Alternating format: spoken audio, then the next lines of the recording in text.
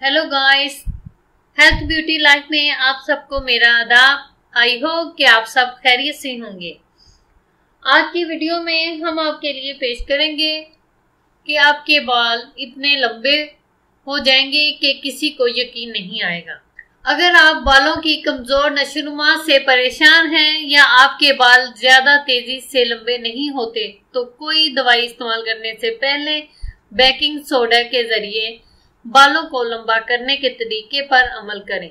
Baking soda को मुख्तलिफ तरह की चीजों को बनाने में इस्तेमाल किया जाता है, लेकिन इसका बालों पर असर भी पेशबहा है। बनाने और लगाने का तरीका: एक छोटी बोतल में 3 हिस्से पानी और 1 हिस्सा बेकिंग सोडा लें।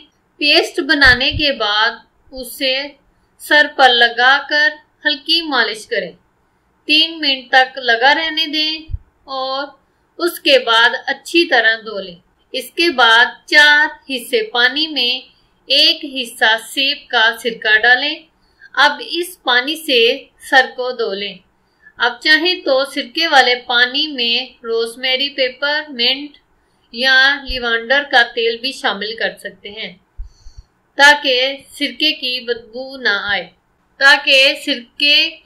ना आए। आप देखेंगे कि इस तरीके से सर धोने से आपके बाल खूबसूरत और तेजी से लंबे हो रहे हैं।